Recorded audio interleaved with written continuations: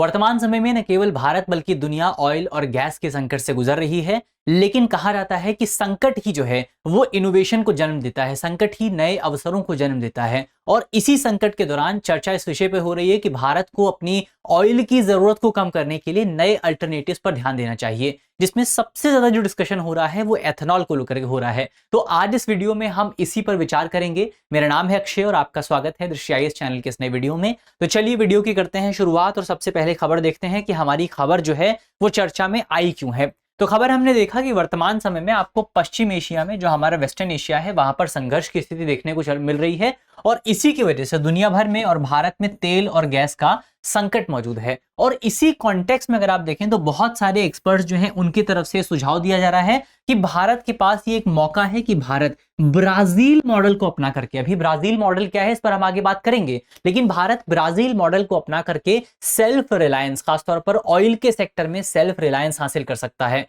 और ये केवल एक्सपर्ट्स की तरफ से बात नहीं की जा रही है, बल्कि खुद भारतीय प्रधानमंत्री नरेंद्र मोदी ने हाल ही में भारतीय संसद को संबोधित किया और इस संबोधन के दौरान भारतीय प्रधानमंत्री की तरफ से हमारा एथेनॉल कार्यक्रम जो है, एथेनॉल ब्लेंडिंग प्रोग्राम जो है, इसको लेकर के सरकार जो प्रयास कर रही है उन प्रयासों का भी प्रधानमंत्री की तरफ से उल्लेख किया गया। तो ये एक इंपॉर्टेंट डेवलपमेंट आपको देखने को मिला। बहुत सारे एक्सपर्ट्स का सुझाव ये है, बहुत सारे एक्सपर्ट्स का सुझाव यह है कि भारत को अब लगातार कोशिश ये करनी चाहिए कि भारत E100 की तरफ आगे बढ़ सके। जैसे अगर आप देखें भारत में अभी E20 की बात होती है, तो भारत को कोशिश ये करनी चाहिए कि भारत E100 की तरफ आगे बढ़ सके। तो ये बातें जो हैं एक्सपर्ट्स की तरफ से बताई जा रही हैं। तो अब देखना होगा कि सरकार क्या इसको लेकर के इस आपदा को एक अवसर में बदलने की कोशिश करती है, क्या सरकार कुछ बड़े कदम यहां से उठा पाती है, नहीं उठा पाती है। और ब्राजील मॉडल क्या है उसको समझना भी हमारे लिए बहुत इंपॉर्टेंट है। चलिए आगे बढ़ते हैं, बात करते हैं अगली खबर के बारे में, लेकिन उससे पहले आपके लिए एक इंपॉर्टेंट, एक जरूरी और एक छोटी सी सूचना है।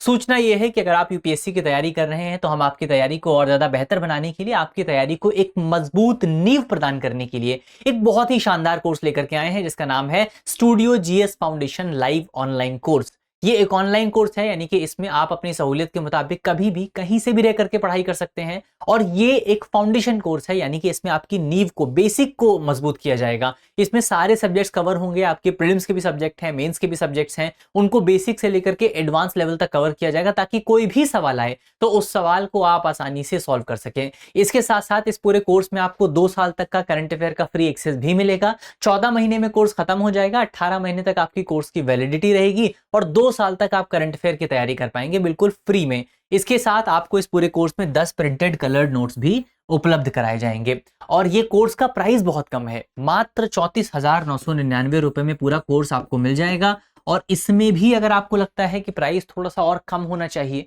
आप क्योंकि हमारा प्रोग्राम देखते हैं तो आप इस पर और डिस्काउंट प्राप्त कर सकते हैं। ये कोड यहाँ पर आपके सामने लिखा हुआ है AKSHAY, कैपिटल लेटर्स में आपको इसको इस्तेमाल करना है और आपको और ज्यादा डिस्काउंट जो है वो इस पूरे प्राइस पर मिल जाएगा। और इसके साथ साथ अगर आप इस पर EMI की सुविधा भी चाहते हैं तो वो भी आपको इस पूरे कोर्स पर मिलेगी। तो आप हर महीने कुछ पेमेंट करके इस पूरे कोर्स को प्राप्त कर सकते हैं। अलग अलग मीडियम्स में कोर्स मौजूद है, हिंदी मीडियम में है, इंग्लिश मीडियम में है और इंग्लिश मीडियम में है। तो अगर आपको कोर्स ज्वाइन करना है तो वीडियो के डिस्क्रिप्शन में लिंक मौजूद है, वहां पर क्लिक करके आप कोर्स के बारे में और ज्यादा जानकारी प्राप्त करके कोर्स को ज्वाइन कर सकते हैं। वहां पर कोड लगाना बिल्कुल मत भूलिएगा। और एक इंपॉर्टेंट सूचना सिलेक्शन महोत्सव को लेकर के है। तो सिलेक्शन महोत्सव सेल आपके लिए मौजूद है। अगर आप हमारे कोर्सेज लेना चाहते हैं, online courses, pen drive courses, test series, इन पर आपको 50% तक का डिस्काउंट मिल सकता है और बुक्स पर आपको 25% तक का डिस्काउंट मिल सकता है। ये सिलेक्शन महोत्सव सेल जो है वो आपका 26 तारीख तक आपकी लागू रहेगी, 26 मार्च तक लागू रहेगी। तो अगर आपको इस सेल के बारे में और जानकारी चाहिए तो आप हमारे नंबर पे कॉल कर सकते हैं और वीडियो के डिस्क्रिप्शन में आपको लिंक मिलेगा, वहां पर क्लिक करके आप इसके बारे में और ज्यादा जानकारी प्राप्त कर सकते हैं। चलिए यहां से बढ़ा जाए आगे और बात करते हैं ब्राजील मॉडल के बारे में, कि ब्राजील ने किस तरीके से आपका जो ऑयल है उसके मामले में सेल्फ रिलायंस हासिल की, तेल के मामले में आत्मनिर्भरता हासिल की। उसको लेकर के अगर हम डिस्कशन करें तो सबसे पहले ब्राजील ने नवंबर 1975 में एक प्रोग्राम की शुरुआत की थी, जिस प्रोग्राम का नाम था प्रोल कूल कार्यक्रम। प्रोग्राम का नाम था प्रोल कूल कार्यक्रम। इस प्रोल कूल कार्यक्रम का प्राथमिक उद्देश्य था कि आयातित ईंधन पर जो आपका मेक्सिको की निर्भरता है, माफ कीजिएगा, ब्राजील की जो निर्भरता है उस निर्भरता को कम किया जा सके। इस पूरे कार्यक्रम में ब्राजील की सरकार ने यह अनिवार्य बना दिया कि कम से कम जो जितने भी पेट्रोल हैं सभी पेट्रोल में कम से कम 11% एथेनॉल को मिलाया जाएगा। तो उन्होंने शुरुआत करी E11 के माध्यम से 11% एथेनॉल को मिलाने की बात की। इसके बाद 1979 आया। 1979 में आपको ईरान में एक इस्लामिक रेवोल्यूशन देखने को मिला, जिसकी वजह से जैसे वर्तमान समय में ऑयल और गैस की जो सप्लाई है वो बहुत बाधित है, उस समय भी ईरान में आपका ऑयल और गैस की जो सप्लाई थी वो बाधित हो गई थी। और इसी को, वो जो आपदा थी उसको ब्राजील की सरकार ने एक अवसर के तौर पर देखा, और इसी पूरे अवसर के दौरान ब्राजील की सरकार ने ऐसे वाहन शुरू किए जो कि 100% हाइड्रस अल्कोहल यानी E100 100% एथेनॉल पर चल सकते थे। तो ये एक बड़ा अवसर यहां पर ब्राजील की सरकार की तरफ से उठाया गया। हाइड्रस अल्कोहल की अगर आप बात करें तो इसमें 5 से 6% आपको पानी देखने को मिलता है, जबकि आपका जो एथेनॉल होता है उसमें 1%, मात्र 1% पानी होता है।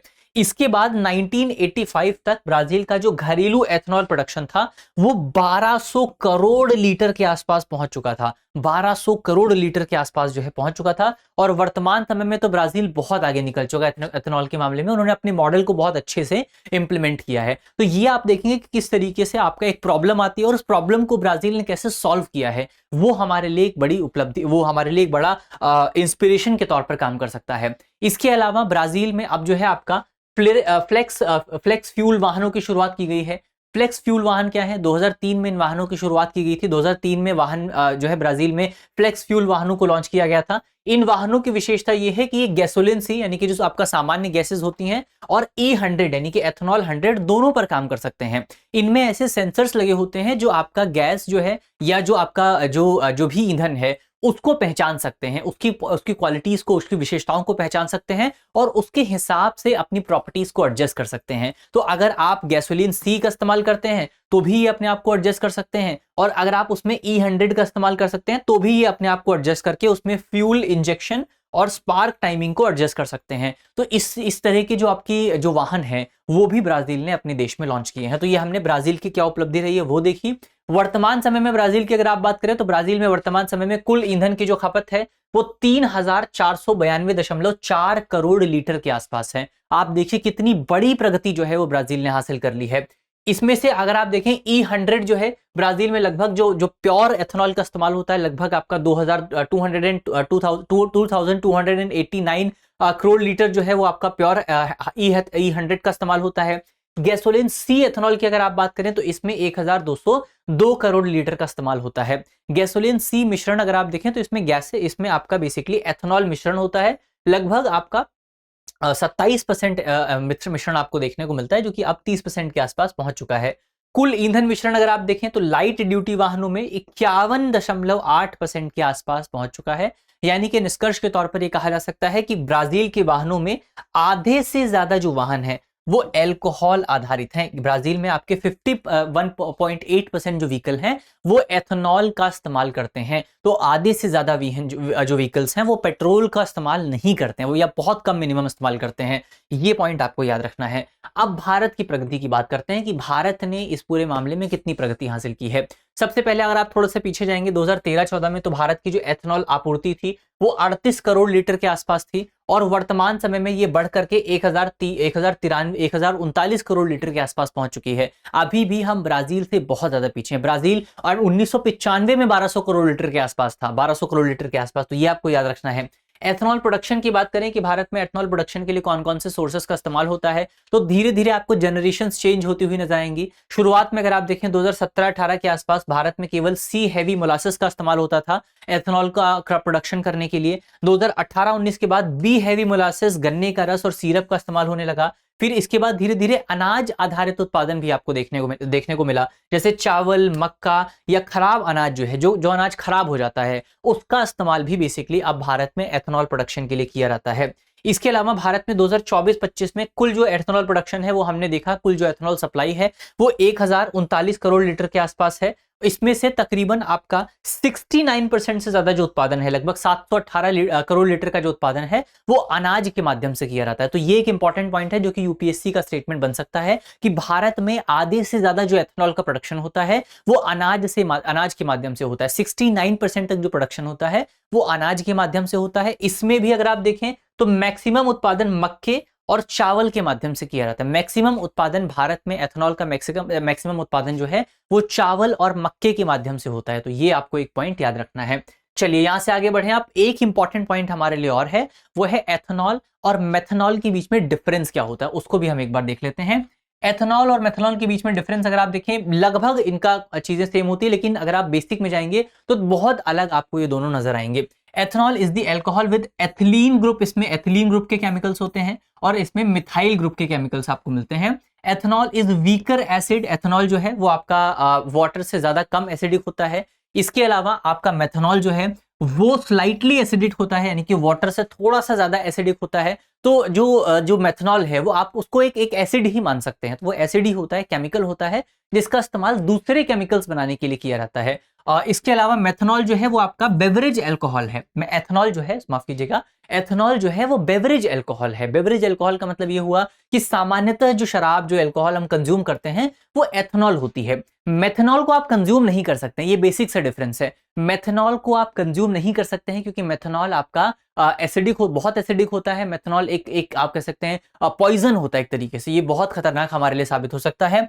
Ethanol is produce by fermentation of sugar bye yeast, या फिर आपका जो दूसरे बायोडिग्रेडेबल प्रोडक्ट्स होते हैं उनका इस्तेमाल करके आप एथेनॉल को बना सकते हैं। मेथनॉल अगर आप देखें, मेथनॉल मुख्य तौर पर आपका अलग अलग चीजों से बनता है, जैसे आपके जो कार्बन मोनोऑक्साइड होता हो गया, यानी कि CO हो गया, कार्बन मोनोऑक्साइड से बना सकते हैं। CO2 से आप मेथनॉल बना सकते हैं।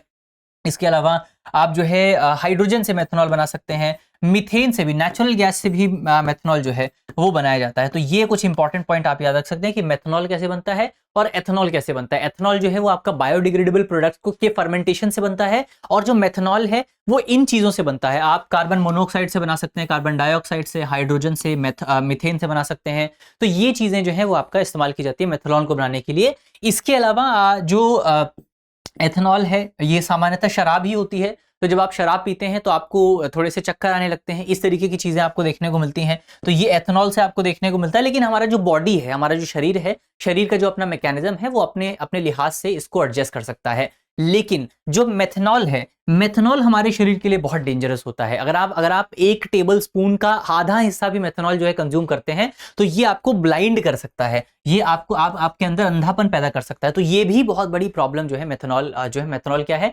एसिडिक केमिकल है। तो ये आपको याद रखना है, एथेनॉल और मेथनॉल के बीच में डिफरेंस क्या होता है। अब अंत में आपके लिए करंट अफेयर का सवाल है जिसका जवाब आपको कमेंट बॉक्स में देना है। इसी पूरे टॉपिक पर आधारित है जिस पर अभी हमने बात की है। सवाल में आपसे पूछा गया है कि एथेनॉल और मेथनॉल के बारे में निम्नलिखित में से कौन निम्नलिखित कथनों पर विचार करें।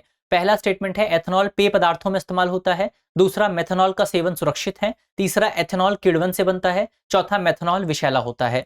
कौन सा कथन सही नहीं है हमको ये बताना है। हमारे ऑप्शन है, ऑप्शन ए केवल 2, ऑप्शन बी केवल 1, ऑप्शन सी केवल 3, ऑप्शन डी केवल 4। तो इसका सही जवाब क्या होगा वो आपको जल्दी से कमेंट बॉक्स में बताना है कि यहाँ पर कौन सा स्टेटमेंट जो है इनमें से सही नहीं है। अगर आपने वीडियो को ध्यान से देखा है तो आप आसानी से सवाल के जवाब को दे पाएंगे।